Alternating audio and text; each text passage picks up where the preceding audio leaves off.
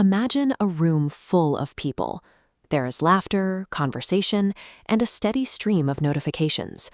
Externally, life looks entirely normal, but beneath the surface, you are carrying a heavy internal emptiness.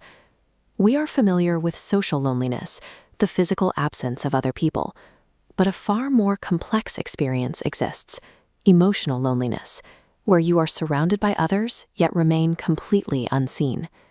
This isolation is difficult to detect because the person suffering often appears perfectly functional.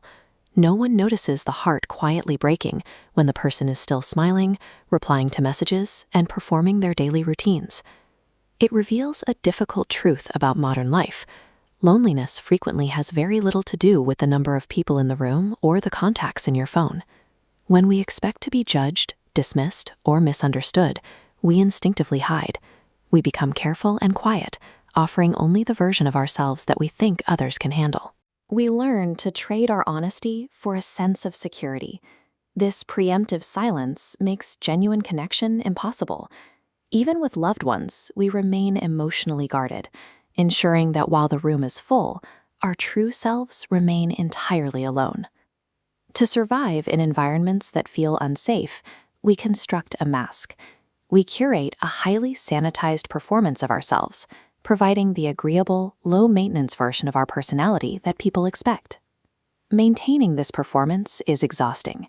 It requires acting strong, staying helpful, and playing the role of the person who never needs anything in return. The tragic result of this effort is a widening gap between your inner and outer worlds. People truly like the character you present, but they never have the opportunity to know the actual person behind it. These behaviors often take root in childhood. A child told to stop crying learns that sadness is a liability. A child praised only for their achievements learns that love is a reward for performance rather than a response to who they are. That child grows into an adult who equates self-abandonment with acceptance, believing they must hide their needs to remain connected to others. The nervous system adopts loneliness as a shield. The brain builds rigid barriers around the core self. These walls block potential hurt, but also the connection the heart requires. A part of you longs to be known, but fears the vulnerability needed to achieve it. Using the mask as protection ultimately guarantees the exact isolation it was built to prevent. Social media acts as an accelerator for this quiet loneliness. We trade emotional presence for digital metrics in an endless scrolling feed. A like or a view provides a temporary hit of dopamine, but it rarely translates into the feeling of being understood. We compare our messy inner realities to the polished, filtered images of others. This comparison deepens the void, making our own silence feel heavier and more permanent. These psychological observations eventually lead to a much deeper question about the inherent limits of human relationships. Even the most devoted friends and family members are fundamentally limited. No human being can ever fully carry the massive weight of another person's heart or understand every unspoken fear. People get tired, they misunderstand our intentions, and they are often unavailable when we need them most. Expecting finite relationships to fill an infinite emotional need will always result in a sense of emptiness. When we lean entirely on others for our sense of peace, we find ourselves constantly disappointed by the natural limitations of the people around us. Sincere faith and deep loneliness often coexist in the same heart. This weight is a human experience, not a sign of spiritual failure or ingratitude.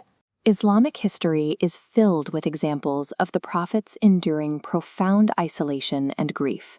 Their experiences show that pain and holiness can live in the same space. In an Islamic context, these moments of isolation function as a call to return to the source of peace, to the one who sees the tears no one else notices and understands the pain we cannot verbalize. Healing begins by ending the practice of self-abandonment. It requires acknowledging the need for connection and emotional support without dismissing those needs as dramatic or weak.